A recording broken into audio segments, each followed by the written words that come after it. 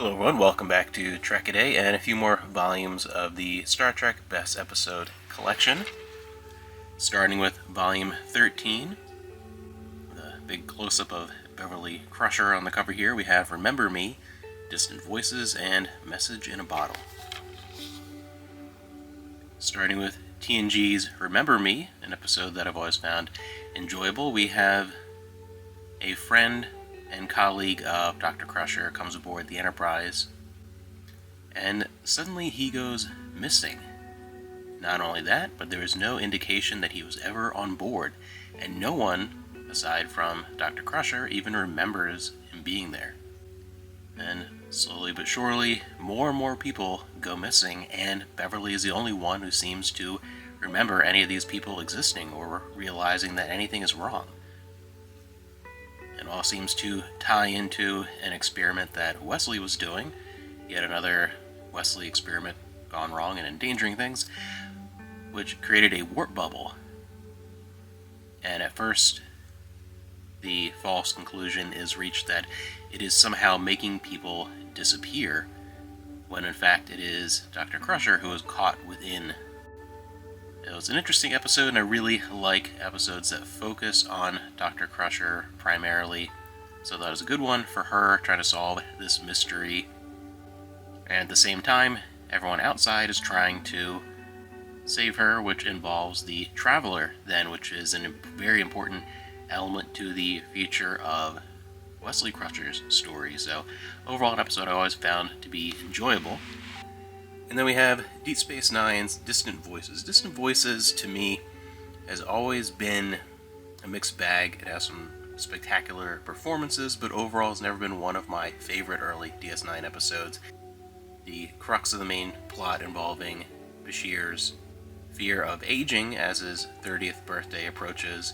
It is an episode that hits differently in rewatching at certain points in my life, though. When I first saw it, I was a kid, and that element didn't really resonate with me, but as I got older and reached different milestones in my life, 20s, and then especially 30s, and now approaching 40, and there is this trepidation and fear of getting older and not having enough time to do everything you want to do, and that makes the episode feel a little more resonant with me, a little more poignant in that messaging, but overall still just not one of my favorite early episodes. Then we have Voyager's Message in a Bottle, where Voyager encounters a communication network that they believe to be abandoned, but is under the control currently of the Hirosian, and they use it to send a message at first to a Federation vessel, as the network can reach far enough to reach a Federation starship that is far out near the Romulan border, and then they are able to send the Doctor through the data stream, and he arrives on a ship to find that it has been overtaken by Romulans. And we get a pretty humorous episode from that point as the Doctor teams up with the EMH Mark II to save the ship from the Romulans, and this is the point where the Federation is then made aware that Voyager is alive and well, and they're able to let them know where they are, and this sort of propels then the storyline that would eventually involve Barclay in eventually establishing contact with Voyager on a more permanent basis. So one that's enjoyable. Moving on to Volume 14. A lot of actor close-ups for these here. We have Jake Sisko, Progress, Jetrel, and Logium. Which, the final episode here with Voyager has one of the better Kes performances, but Kes has never been one of my favorite characters, and early Neelix as well. Neelix, for me, got better as the show went on. Here it involves Kes's mating cycle being accelerated in her already short lifespan by the presence of an alien species, and her desperate need to have a child, or she may never have the chance again.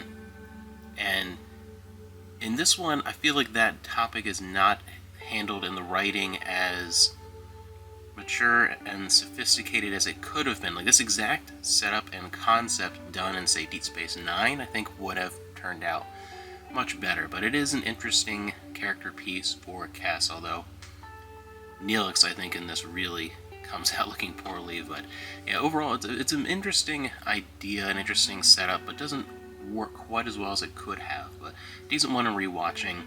Very different, the complete opposite opinion I have of Jetrel, Voyager 1, that also focuses on Neelix, and I think that is one of the best stories with that character.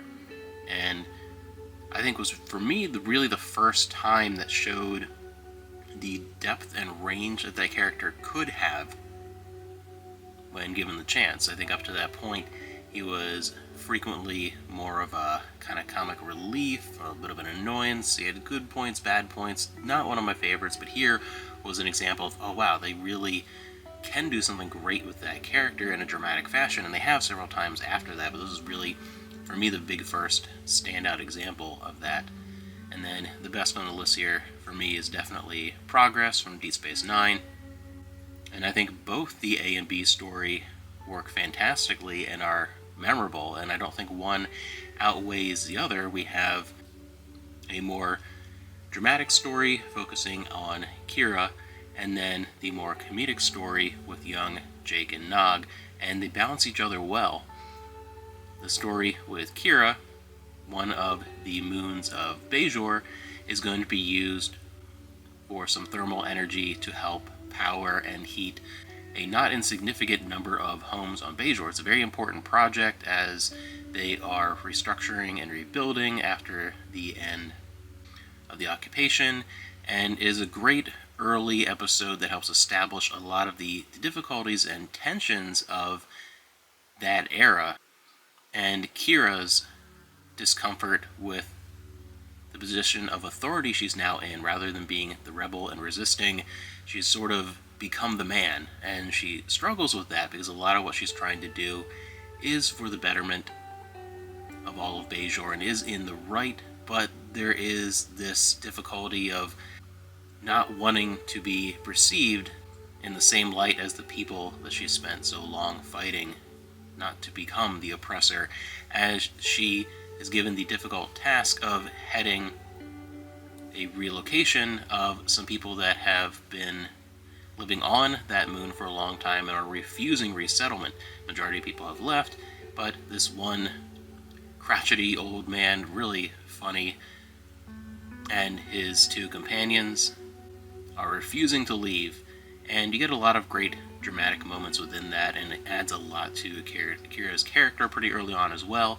Then Jake and Nog, they start off on their business venture, starting with a ton of Cardassian Yamak sauce and the hilarious trades they take as these two young boys try and get their hands on some gold-pressed latinum.